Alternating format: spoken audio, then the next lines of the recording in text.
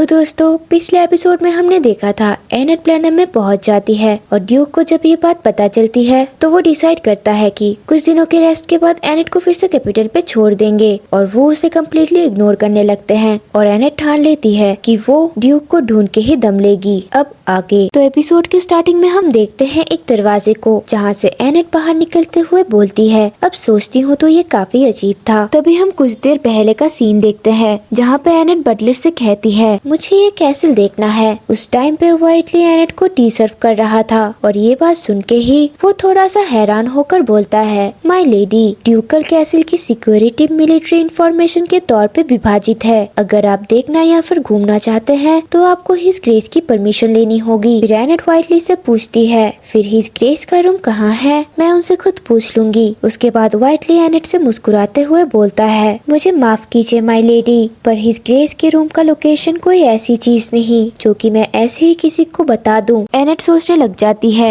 अभी इस पॉइंट में मुझे ऐसा लग रहा है कि यहाँ ब्लैनम में आने के बाद भी ये बिल्कुल वैसा ही है जैसा मैं अपने परिवार के स्टेट में कैद हूँ। ओरिजिनल स्टोरी की एनेट तो कभी ड्यूक से बात ही नहीं कर पाई और आखिर में इनकी शादी टूट जाती है। एनेट आगे बढ़ते हुए बोलती है कोई बात नहीं, अब मुझे ही कुछ करना होगा। अगर वो लोग मुझे नहीं बता रहे तो मुझे बस उनको खुद ही ढूंढना होगा, क्योंकि ये ड्यूक का कमरा है तो शायद इसका दरवाजा काफी फैंसी होगा। फिर ये कह के वो जब आगे बढ़ती है तो सारे दरवाजे बिल्कुल सेम होते हैं और एनेट बोलती है अगर मैं हर दरवाजा खोल के देखूं तो इनमें से कोई ना कोई तो ड्यूक का कमरा निकलेगा ही। फिर हमें एनेट को कहीं पे भागते हुए दिखाया जाता है और एनेट मन में कहती है ये दरवाजा भी बंद है और ये वाला भी, और थोड़ा अपसेट होकर एक दरवाजे के हैंडल को पकड़ते हुए कहती है लगता है इनमें से ज्यादातर दरवाजे लॉक्ड है। फिर एनेट मन में सोचती है ओ एक कमरा खुला हुआ है, और जब वो कमरा खोलती है वो देखती है कि कुछ मेड वहाँ पे क्लीनिंग कर रही है। दोनों मेड हैरान हो जाती है और उनमें से एक मेड बोलती है माय लेडी, ये हमारी खुशकिस्मती है कि हम आपसे मिल पाए। एनेट मन में सोचते हुए कहती है जब उस मेड ने मुझे ग्रीट किया था लग रहा था कि वो काफी हद तक खुश नहीं है। फिर एनेट उन दोनों मेड से बोलती है इसी तरह अच्छा काम करते रहो, और वो दोनों मेड थोड़ा कंफ्यूज होकर बोलती है हाँ ठीक है माय लेडी। फिर एनेट बोलती है पर मैं हार नहीं मानूंगी, और ये बोलते ही वो कैसल के और एक दरवाजे को खोल देती है जहाँ पर कुछ मेड्स कपड़े धो रही थी।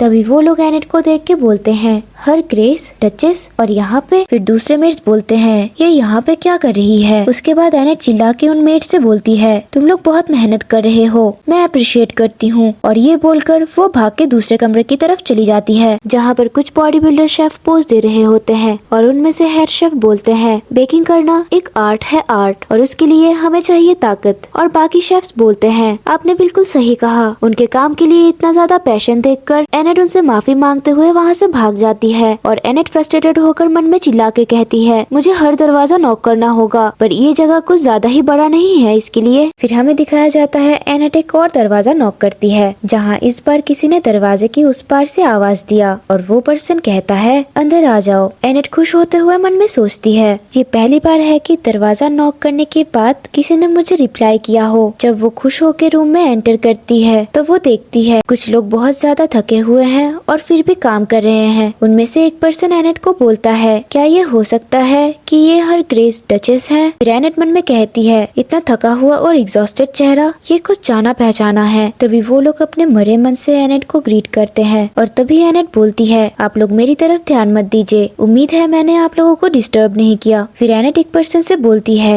वैसे ये कौन सा रूम है। वो पर्सन बोलता है माय लेडी, ये ट्रेनी एडमिनिस्ट्रेटर का ऑफिस है। एनेट मन में सोचती है ट्रेनी या इंटर्न जैसे शब्दों का मतलब अक्सर कभी न खत्म होने वाले काम के घंटे होते हैं, बेचारे लोग। फिर एनेट सोचते हुए मन में कहती है पहले मैं भी ऑफिस में काम करती थी, मेरी असली जिंदगी में मैं भी एक ऑफिस वर्कर थी और मैंने भी ट्रेनी से ही स्टार्ट किया था। फिर एनेट सभी वर्कर्स से कहती है आप लोग पूरे कैसल के सबसे ज्यादा मेहनती लोग हो, कैसल के लिए इतना मेहनत करने के लिए आप लोगों को मेरी तरफ से दिल से शुक्रिया। ठीक है तो फिर नेक्स्ट टाइम मिलते हैं। ये बोलते हुए एनेट उन लोगों को आंख मारते हुए वहाँ से चली जाती है और ये सब देखकर सारे वर्कर्स बिल्कुल हैरान हो जाते हैं। एनेट के वहाँ से जाने के बाद सभी लोग वहाँ पर शांत होकर दरवाजे को देख रहे थे। उनमें से एक वर्कर बोलने लगता है वो यहाँ इतनी दूर तक क्यों आई थी, यहाँ तो हिज ग्रेस भी पहले कभी नहीं आए। फिर दूसरा वर्कर कहने लगता है, क्या ये हो सकता है कि वो यहाँ जासूसी करने आई हो? तुमने सारे इम्पोर्टेंट डॉक्यूमेंट्स ठीक से छुपा दिए है ना? एक और वर्कर बोलने लगता है, फिर भी मैं उनको फर्स्ट टाइम देख रहा हूँ, पर वो सच में बहुत सुंदर है। नेक्स्ट सीन में हम देखते हैं कोई किसी को बोल रहा होता है, तुम्हारा क्या मतलब है? ग्रैंड डचेस एडमिन ऑफिस में क्या कर रही थी? उसके बाद हमें पता चलता है ये लॉइक और फेरल होते हैं जो कि कहीं पे जा रहे थे। फेरल लॉइक से कहता है, सब लोग कह रहे थे कि हर ग्रेस सारा दिन पूरे कैसल में इधर उधर भटक रही थी। मैंने तो ये भी सुना है कि स्टेबल वर्कर्स और लॉन्ड्री मेड ने भी हर ग्रेस को देखा था। लॉइक फेरल से पूछता है, क्या वो जासूसी कर रही है? फेरल इसके जवाब में कहता है, नहीं, मुझे तो ऐसा नहीं लगता। फिर वो लॉइक को इशारा करते हुए कहता है, मुझे तो लगता है कि हर ग्रेस आपकी तलाश में है। फेरल की बातें सुन के लॉइक इरिटेट होके उसको घूरने लगता है। फिर लॉइक कहता है, पर वो काफी जिद्दी है। फिर उसे याद आता है व्हाइटली ने उससे कहा था, ये अच्छा होता अगर आप हर ग्रेस से एक बार मिल लेते। मुझे पता नहीं अगली बार मैं उनसे क्या बोलूं। मेरे पास उनको मना करने के सारे बहाने खत्म होते जा रहे हैं। लॉइक व्हाइटली के बारे में सोचते हुए मन में कहता है, व्हाइटली को देख के लग रहा था कि वो इन सब चीजों से काफी ज्यादा परेशान था, क्योंकि उस लड़की ने कितनी आसानी से उसे डिफिकल्ट सिचुएशन में डाल दिया। फिर हम एनेट को नीचे कहीं पे भाग के जाते हुए देखते हैं और जब लॉइक की नजर वहाँ एनेट की ओर जाती है, वो पैनिक करते हुए मन में कहता है, अरे नहीं, ये तो डचेस है। फेरल लॉइक को ऐसी हालत में देख के कहता है, क्या हुआ योर ग्रेस, क्या आपको कुछ परेशानी है? लेकिन उसकी बात खत्म होने से पहले ही लॉइक हड़बड़ाहट में एनेट से छुपने की कोशिश करता है और वो फेरल के सामने एकदम से आ जाता है। ये सब देख के फेरल तो बिल्कुल चौंक ही जाता है। लॉइक को अपने इतना करीब देखकर फेरल प्यार से लॉइक को कहता है, योर ग्रेस। लेकिन लॉइक डरावने अंदाज से फेरल से कहता है, बिल्कुल शांत रहो। लॉइक की डरावनी शक्ल देखकर फेरल बेचारा डर के मारे वहाँ पे बिल्कुल फ्रीजी हो जाता है। और लॉइक जब नोटिस करता है कि एनेट वहाँ से जा चुकी है, तो तब जाके वो थोड़ा राहत की सांस लेता है और नीचे देखते हुए सोचता है, ऐसा हो ही नहीं सकता कि उसने मुझे देखा होगा, है ना? फेरल बेचारा डर के मारे दिल पे हाथ ही रख देता है और लॉइक से कहता है, अगर आपने हर हाइनेस को देखा हो तो प्लीज जाके उनसे एक बार मिल लीजिए। फिर लॉइक फेरल से कहता है, ये तुम्हारे लिए कहना बहुत आसान है। उसके बाद वो मन में कहता है, सच बताओ तो डचेस को अवॉइड करने का रीजन उसके खुद के भलाई के लिए है। फिर हमें एक फ्लैशबैक दिखाया जाता है जहाँ पे हम कुछ लोगों को देखते हैं और वहाँ पे लॉइक बैठा हुआ होता है और लॉइक के हाथ बहुत बुरी तरीके से कांप रहे थे और उसके सामने किसी की लाश पड़ी हुई थी। फिर ये सब याद करके लॉइक सोचने लगता है, अगर मैं उससे ऐसे ही ना मिलूं तो मैं उसके नजरों में एक कमीना बन के रह जाऊंगा, पर अगर हम लोग मिलते हैं तो इससे उसकी लाइफ बर्बाद हो जाएगी। मुझसे मिलने के बाद वो बस रियलाइज करेगी कि उसका हस्बैंड सच में कितना ज्यादा बुरा है। अगले दिन हम देखते हैं कि स्नोफॉल हो रहा था और एनेट बाहर बैठकर कांपते हुए चाय पी रही थी और उसको ठंड लग चुका था। फिर उसे देखकर एक नाइट उसे शॉल देते हुए कहता है, माय लेडी, ऑलरेडी 3 घंटे हो चुके हैं आपको बाहर बैठे हुए, शायद आपको अंदर चले जाना चाहिए। एनेट उसे मना करते हुए कहती है, तुम मुझ पे नजर रखे हुए हो, इसलिए मैं चुपके से जाके खुद से हिज हाइनेस को ढूंढ भी नहीं सकती। इसका मतलब ये हुआ कि मेरे पास यहाँ वेट करने के अलावा कोई चॉइस नहीं है। फिर नॉर्टन हिचकिचाते हुए कहता है,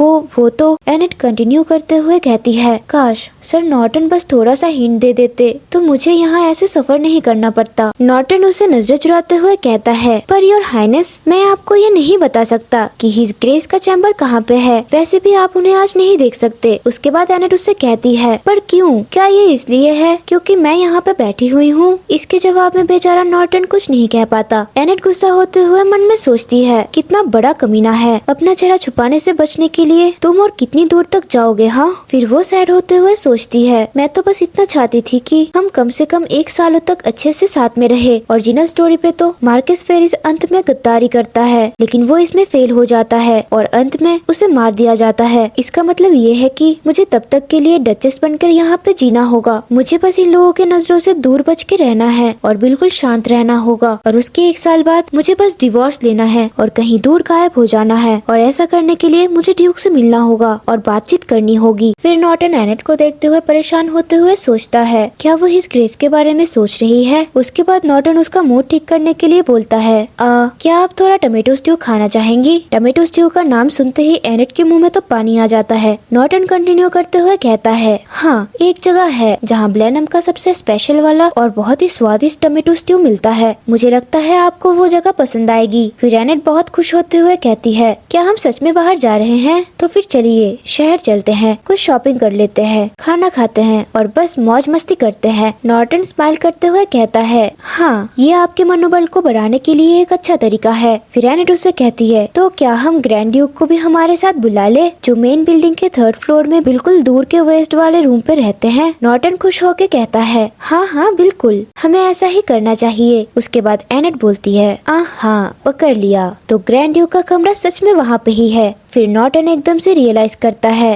कि ये उसने क्या कर दिया। बेचारे नॉर्टन की तो रंग ही उड़ जाती है। फिर एनेट कहती है, आप सब लोग शायद सोच रहे होंगे कि मैंने आखिरकार ग्रैंड ड्यूक का कमरा कैसे ढूंढ निकाला। ये सब तो बस मेरी सब लोगों से इंफॉर्मेशन निकालने वाली टेक्निक का कमाल है। मुझे यहाँ पे कड़ाके के ठंड में और खुले बागीचे में चाय पीने पर जोर देने के पीछे एक वजह थी। कैसल का मास्टर एक ऐसे कमरे में तो नहीं रहेगा जहाँ पर गार्डन का व्यू ही ना आए, तो मेरे कैलकुलेशन के हिसाब से ग्रैंड ड्यूक का कमरा वही होना चाहिए जिसमें से गार्डन का नजारा साफ साफ दिखता है, और उनका कमरा मेरे कमरे से जितना हो सके उतना दूर होना चाहिए, जो कि 2nd फ्लोर के पूर्वी छोर पर है। अगर मैं इस बारे में सही हूँ तो इसका मतलब ये है कि ग्रैंड ड्यूक का कमरा वेस्ट में ही होना चाहिए। और एनेट चाय का कप रखते हुए सोचने लग जाती है। हालांकि उनका यू पश्चिमी भाग के सबसे ज्यादा ठंडे कमरे में रहना इस बात का कोई सेंस नहीं बन रहा, तो इसका मतलब शायद ग्रैंड ड्यूक सच में यहाँ पे नहीं है। तभी एनेट ऊपर कुछ नोटिस करती है, और जब वो ऊपर की ओर देखती है तो वो नोटिस करती है कि कोई खिड़की पर खड़ा हुआ है, और वो मन ही मन कहती है, ये तो ग्रैंड ड्यूक है ना। ग्रैंड ड्यूक की नजर जब नीचे एनेट पे जाती है तो वो जल्दी से कर्टन खींचकर अंदर वापस चला जाता है, और एनेट उसे बस देखती ही रहती है। एनेट मन में सोचती है, अब इसमें कोई शक नहीं, ये सच में ग्रैंड ड्यूक ही है। और उसके बाद हमें लोइक का कमरा दिखाया जाता है, जहाँ पर लोइक बस हैरानी से खड़ा हुआ रहता है, और उसका दिल जोरों से धड़क रहा था। वो अपने दिल में हाथ रख के मन में कहता है, क्या अभी अभी हमारी नजरें मिली? नहीं, ऐसा हो ही नहीं सकता कि उसे पता चल गया हो कि ये मैं हूँ, है ना? और वो एनेट के बारे में सोचते हुए कहता है, ये क्या था? ऐसा नहीं है कि वो कोई चूजा है जो कि हर टाइम अपने मम्मी के पीछे पीछे चलती है। क्या नॉर्टन लेडी का देखभाल बिल्कुल नहीं कर रहा? इतनी ठंड में चाय पीने से अगर उन्हें सर्दी लग गई तो? फिर लोइक उसके बाद कुछ नहीं कहता और खुद को शांत करते हुए कहता है, ये मैं अभी क्या सोच रहा था? फिर लोइक ब्लश करते हुए कहता है, हाँ अगर वो बीमार हो जाती है तो ये सिर्फ एक झंझट ही होगा, और उसके बाद हमें उसकी देखभाल करने के लिए किसी को असाइन भी करना होगा। ये लड़की मुझ पे हावी होती जा रही है। नेक्स्ट सीन में हमें दिखाया जाता है नॉर्थ के सबसे बड़े कमर्शियल डिस्ट्रिक्ट को, जहाँ पे एनेट और नॉर्टन आ चुके होते हैं। तभी नॉर्टन एनेट से कहता है, यहाँ के रास्ते गोल्ड से डेकोरेट किए गए हैं, इसलिए सभी इसे गोल्ड लेन नाम से बुलाते हैं। एनेट एक्साइटेड होकर नॉर्टन से पूछती है,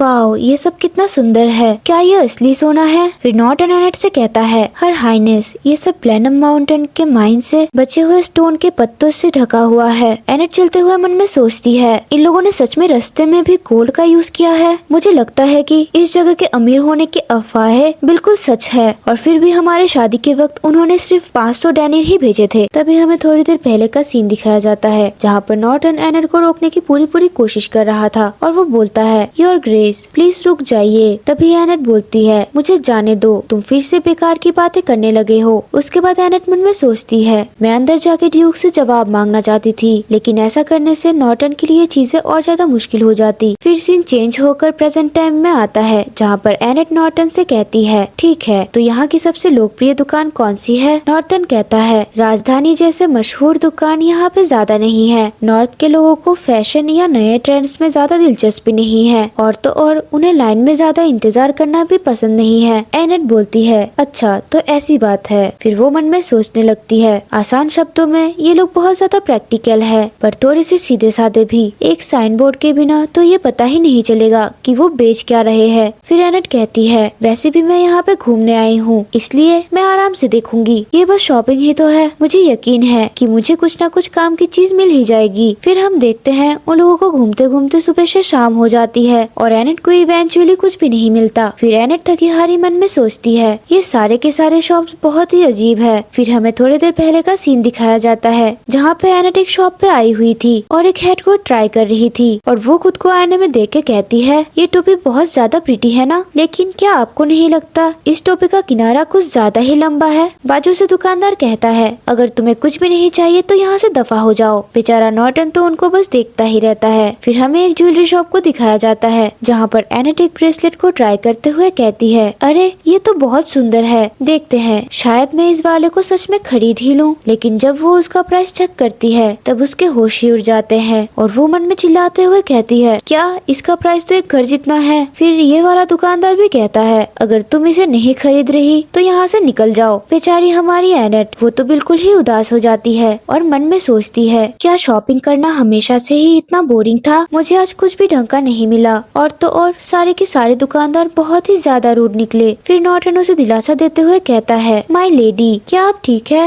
एनेट सोचने लगती है, देखा जाए तो ये बात समझ में आता है, नॉर्थ जैसे किसी पिछड़े हुए इलाके में ज्यादा फ्रेंडली होने से कस्टमर तो बढ़ने वाले नहीं है। इसकी वजह से उनके लिए एक्स्ट्रा मेहनत करके ज्यादा फ्रेंडली बिहेव करने की कोई खास जरूरत भी नहीं होती। फिर एनेट नॉर्टन से कहती है, मुझे बहुत अच्छा लगेगा अगर हम कुछ खाने के लिए चले तो, वैसे भी आज मैं काफी थक गई हूँ। उसके बाद नॉर्टन एनेट से कहने लगता है, तो क्या आप टमेटो स्ट्यू खाना पसंद करेंगी? जिस जगह के बारे में मैंने पहले आपको बताया था, यहाँ पास में ही एक छोटा सा रेस्टोरेंट है जो कि सर लियोन के मॉम डैड चलाते हैं। एनेट हैरान होकर कहती है कि सर लियोन के पेरेंट्स? तब उसको पुरानी बातें याद आती है जहाँ पे सर जोहस एनेट से हंसते हुए कहते हैं, मैंने बिल्कुल भी एक्सपेक्ट नहीं किया था कि हर ग्रेस को टमेटो स्ट्यू इतना पसंद आएगा। अगर आप कभी भी ब्लैनम में घूमने के लिए जाए तो उनके रेस्टोरेंट में जरूर जाइएगा, उनका खाना वाकई में बहुत लाजवाब है। फिर लियोन शर्माते हुए कहता है, हमारे यहाँ का खास डिश टमेटो स्ट्यू है। एनेट एक्साइटेड होकर कहती है,